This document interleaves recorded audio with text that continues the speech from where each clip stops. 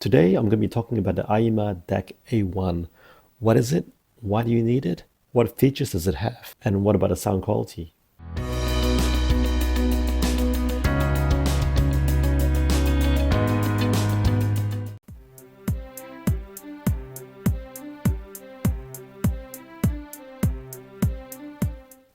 Hey, welcome to another innovation production. This is the Aiyima DAC-A1, and the good folks at Aiyima sent this to me out of the blue. You see, a few years back, I had lots of videos on DIY hi-fi and value hi-fi. So through my experiences, I've learned a bit about how to get the best value hi-fi for the least amount of money. Now, I must admit, I was a bit challenged as to how I would actually do this review, given that you can't just record the sound coming out of this and then put it on YouTube because everyone's listening on different devices. So it doesn't give a true representation of how it sounds like. But I'll do my best. So what exactly is it? Well, it's a DAC, which is a digital analog converter, which means it converts a digital signal to analog audio. So digital input can be from a number of sources. So if you look at the back here, you've got the USB input, which you can get from your computer or your phone. There's an optical input. There's a coaxial input. And there's also a high definition Bluetooth input. Now the analog outputs via these two RCA connectors, or the output is via the 3.5mm jack or 1/8 inch jack at the front. So this device costs about $50 US. So why do you actually need it? Well, the reality is you actually don't. But, and that's a big but, if you want the best sounding audio at the lowest possible cost, you probably won't find better. Why do I say that?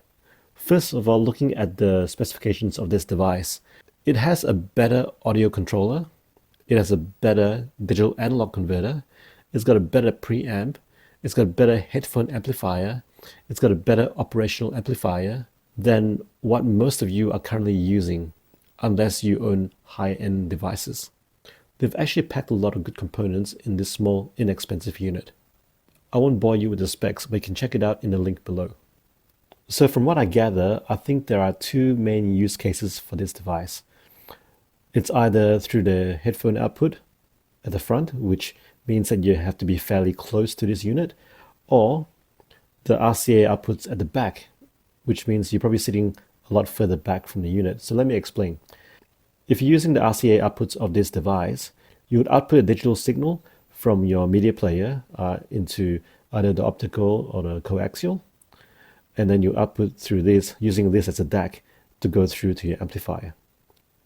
You may also use this with your PC, for example, through the USB output, and you might use your PC to, let's say, watch movies, watch videos, or listen to music, in which case you'll sit a bit further back and you'll use this remote control using your PC as your main music or movie system. You can also, for example, connect your smartphone via Bluetooth to this device and then listen to the music via this through your amplifier, through your speakers. Now, in terms of the second use case, which is with the headphone outputs at the front, you can, of course, use all the inputs, digital inputs I mentioned earlier. But what you probably use this for is the aptX HD Bluetooth here. So you would plug your headphones in, you'd be sitting right in front of it, and you'd be connecting your smartphone, for example, to the aptX, and you'd be enjoying really good quality audio. And I would say much better than the majority of smartphones out there. Another thing you can do is connect your smartphone to the USB input here, and then output via the headphone output. Now the great thing about this is that because it is USB powered, as you can see here, I've got a USB-C connector here providing 5 volts of power. You can essentially use a power bank to power up this device without the need for mains power. And that's great because this device can be pretty much completely portable. Now in terms of the features, I mentioned its compact size. So you see the size of my hand here. Don't know if you can actually make that comparison. And I've just got medium-sized hands. It's pretty small. It's got a large volume display here, so that U actually means volume. It's got a remote control, Even though it's quite basic, it's sufficient for what you need it for. I'll just demonstrate to you. So you've got the volume up and down here. You've got previous and next song. If you're connecting via Bluetooth, you can control your Bluetooth device pretty much by these controls. You can mute this button. The mode will enable you to select the different inputs on the back. And then you've got treble and bass adjustment as well. And of course the power button. So I'll just show you the mode. Got a coaxial, optical, USB, and Bluetooth. Okay. Now in terms of the sound quality, I'm not even going to bother trying to record this and demonstrate to you the sound quality because, like I mentioned, everyone's listening on different devices, so it doesn't make much sense. Now, even though sound quality is completely subjective, I can say that this is better than my Realtek onboard sound card in my computer. It's got better presence. This is better than my Realme phone. It's got better soundstage. This is better than my SSL3 USB audio interface because it's got more musicality. This is better than my FX Audio DAC-A1, which is another Chinese brand, which costs a lot more than this because it sounds warmer. In summary, this is a very enjoyable listen, this Aiyima DAC-A1.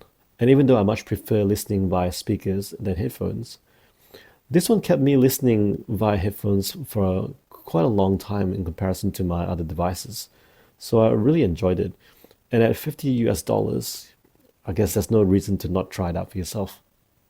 The only cons I can think for this device would be it doesn't have the larger 6.35mm or quarter-inch jack, which a lot of better headphones have. So that means you have to get a converter to connect most headphones to this jack here.